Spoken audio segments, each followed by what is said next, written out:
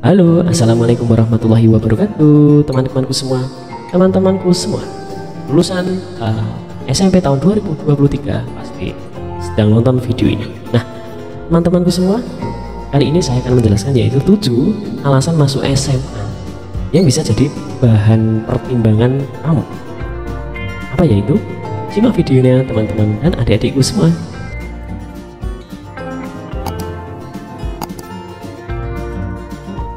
Ini teman-teman 7 alasan masuk SMA yang bisa jadi pertimbangan kamu. Yang pertama, 1. Lebih banyak mempelajari teori. Anak SMA tidak dipersiapkan untuk terjun ke dunia kerja. Oleh karena itu tidak heran jika mata pelajaran yang diajarkan lebih banyak teori yang bersifat umum dan masih luas. Apalagi ingin memperdalam salah satu bidang harus melanjutkan terlebih dahulu ke perguruan tinggi atau kuliah. Itu ya teman-teman. Lalu lain cerita dengan SMK, mata pelajarannya yang diajarkan lebih banyak prakteknya, gitu ya. Jadi hal ini memang sengaja dipersiapkan agar siswa setelah lulus langsung bekerja. Terus alasan kedua, materi pembelajaran lebih luas. Jadi alasan masuk SMA karena dapat 3 jurusan yaitu IPA, IPS, dan bahasa. IPA mempelajari apa? Biologi, kimia, fisika. Lalu IPS yaitu sejarah, sains, sosiologi, ekonomi, dan sebagainya. Kalau bahasa berarti asing, bahasa mandiri, Korea, dan lain sebagainya. Berbeda dengan SMK yang lebih fokus pada jurusan yang dipilih. Misalnya pada jurusan tata boga hanya mempelajari berbagai resep masakan meskipun di dalamnya diselipkan beberapa materi tambahan. Tapi di SMK juga kita belajar bahasa Indonesia ya, bahasa Inggris gitu ya, ada. Alasan nomor 3 yaitu memiliki banyak waktu untuk mengikuti organisasi teman-teman. Jadi alasan masuk SMA karena biasanya banyak memiliki organisasi dan ekstra. Dalam hal ini siswa dituntut untuk terlibat aktif dalam berbagai kegiatan yang diselenggarakan oleh OSIS maupun ekstrakurikuler.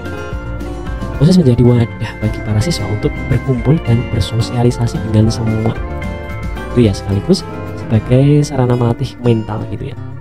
Terus juga mengembangkan atau meningkatkan kreativitas.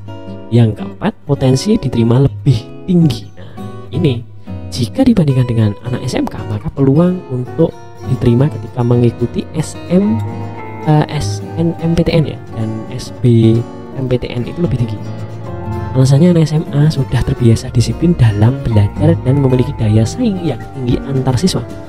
Ini juga yang menjadi salah satu alasan untuk masuk SMA.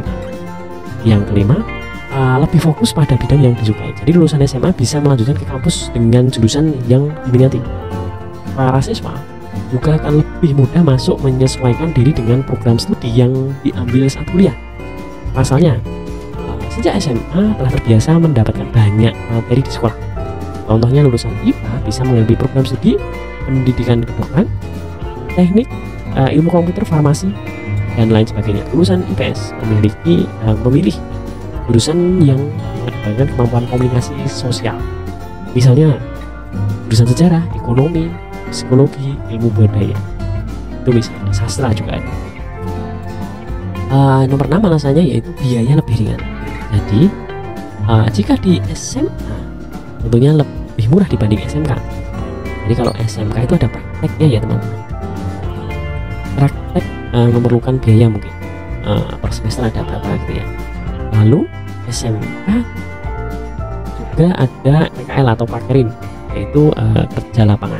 Jadi sudah ada biaya untuk kerja lapangan sendiri. Misalnya kita PKL atau prakerin, praktek kerja lapangan di dunia usaha atau DUDI, itu membutuhkan biaya. Jadi ya orang tua mungkin juga berpikir, oh SMA saja yang tidak ada prakteknya atau PKL, mungkin seperti itu. Tapi khususnya di Jawa Tengah atau saya juga kurang tahu, Jawa Tengah itu SMA, SMK itu biaya itu khusus negeri ya teman-teman. Biaya SPP atau semester itu sudah tidak ada, jadi gratis.